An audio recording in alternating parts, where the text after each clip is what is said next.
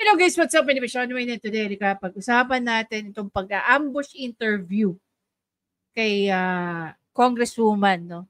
Na ngayon ay chairwoman ng appropriation. So, dito makikita nyo kung paano iniwasan ni Kimbo, no?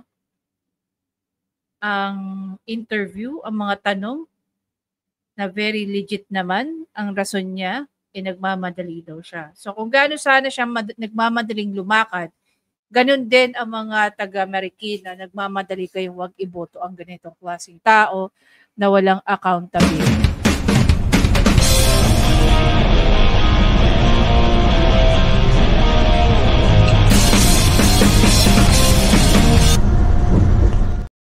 So basically guys, may dalawang video tayo nakita rito at yung isa ay coming from GMA News Reporter. May tinanong siya doon and I find it a very, very interesting question. It's a very valid question na ibinato sa kanya and still she opted not to address it. No? Anong rason sa kanya? Nagmamadali daw. Anong rason sa mga reporter natin? Ayon sa mga tao ni Congresswoman Kimbo, nagmamadali daw siya. So, ganun din po ba ang pagmamadali nyo sa pagmemekos-mekos dyan sa BICAM report? Ha? Pakinggan natin. Nauutal na hindi malaman ang sasabihin ni Representative Stella Kimbo hinggil sa sumambulat at umalingasaw na ratified bicameral report na may mga mahiwagang blanco. Ratified bicameral report. No, ito yung sinasabi ng nag-voice over. Pakinggan ulit natin. Habol pa siya ng GMA News upang mahinga ng pahayag pero para itong may trangkaso na hindi maintindihan ang ikikilos. Between the BICAM and then the enrolled, at what point did the figures come in? Yeah. Hindi ba valid yung question dito? At what point did the figures come in? Para maintindihan natin lahat. Paano nangyari ang pagmemekos-mekos dyan sa BICAM report even before it was transmitted to the Office of the President? Diba?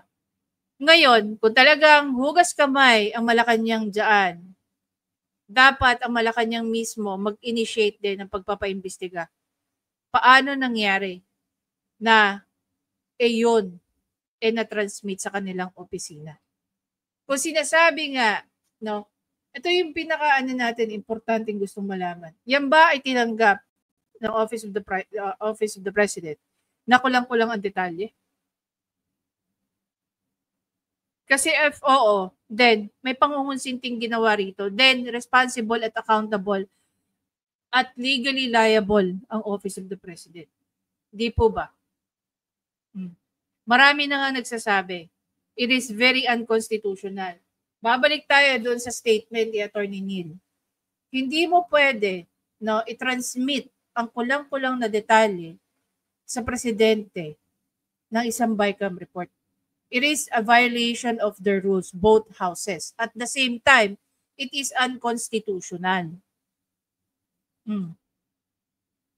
Kaya tuloy, marami rin na nagsasabi at nagpapahayag ng kanilang soloobin na mga politiko gaya ni dating Senator Ping Lacson, matindi ang pagiging corruption or matindi ang corruption diyan sa 2025 GAA. Diba? There was an interview by Karen Davila and those were one of the things na na-mention in the interview. Balikan natin itong video na to. If it's just a procedural thing for Congress. Nasagot na lahat. Paano, ma'am? Sige po, let's wait na lang po. Alam mo, bilib ako dito sa reporter ng GMA. Talagang ginigisa niya si Stella Kimbo. Saliin na lahat. Ha? Naisaliin na lahat.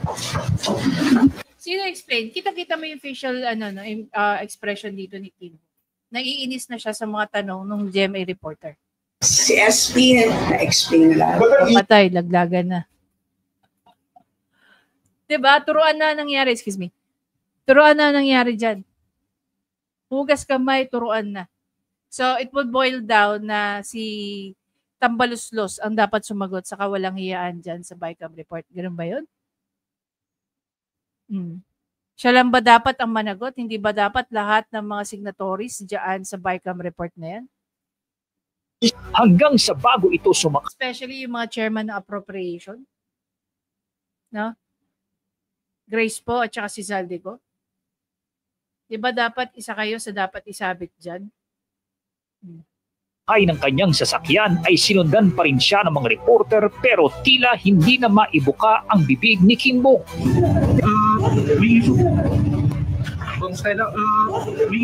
Ano, stick to the plan pa rin ba, Kong Stella?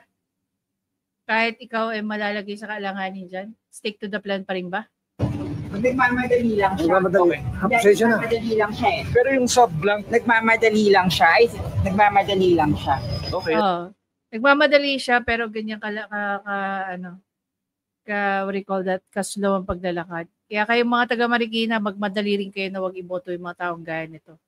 Walang accountability. Sa Monday na lang, ha? Monday? Babalik siya. Okay. Kong Sala! Pakinggan niyo yung itong reporter na to. Bilib din ako sa reporter na to eh. Hindi lang, ma'am, explain yung blank sa BICAM report. Hey, ma'am, you have an explanation lang po sa blank pages po. Nagmamadali lang po Sorry. for the next event. Yeah, we ha? were waiting yesterday, ma'am. So, they've been waiting for her prior to that. Kawawa naman pala yung mga reporters din natin.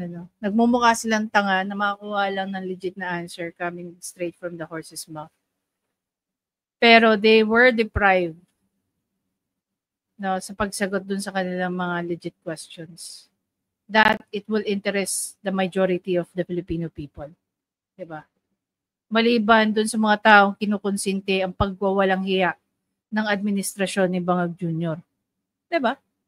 Ma'am, can you explain daw po yung an explanation ng Tingnan mo, they were asked to explain, pero sila mismo nagde-deprive sa taong bayan ng sagot. So, paano mo masisisi ang taong bayan if they start, making speculations, making comments, tapos sila itong magagalit? Kayo nga itong hinihinga ng mga komento, and yet, you choose not to make any comment about or answer questions related dun sa BICAM report. Diba? Kayo yung mga involved dyan eh. Diba dapat kayo magdepensa, hindi lang dun sa paano nyo gustong waldasin ang pera? So you said yesterday kasi po, after the hearing, Nagmamadali na siya eh. Nanginginig na So as you can see here, dalawang reporter ang lumapit at nagtanong kay Stella Kimbo, and yet she choose not to answer or address the question. Ang tanong dyan, is that even correct? Nang isasagot mo doon sa mga reporter mo, nagmamadali po ako, nagmamadali, lalalala. Even Bongbong Marcos, kahit gaano ka busy yung pangag na presidente natin, he will entertain to answer questions even if he sounds stupid. Sabagay, matalino nga naman to si Kimbo. The more na wala siyang sasabihin, the more na safe siya. The more na wala siyang sasabihin, the more na mag-speculate ang mga tao. And the more na mag-speculate ang mga tao, mas lalo nagdigdig deeper ang mga tao to know more about what is going on and what's about to happen. Tapos at the end, sila itong magagalit because when people start getting information, when people start questioning them more, sasabihin nila, sinisiraan sila, ginagawa sila ng istorya, bla bla bla, bla bla bla, yada yada yada. Diba? Bakit hirap na hirap si Stella Kimbo sagutin ang mga simpleng tanong nitong mga reporters natin? Kung malinis ang konsensya mo, Congresswoman Stella Kimbo, in a snap, I think in 5 minutes, kaya mong sagutin, i-simplify yung pagsasagot doon sa mga tanong ng mga reporter na yan. Otherwise, hindi mo maaalis sa taong bayan na mag-isip na kayo, mga buhaya kayo, kawatan kayo, mga magnanakaw kayo. Kaya to clear your name, it's better for you to answer the questions because legitimate questions yan pertaining to your line of job. Di ba?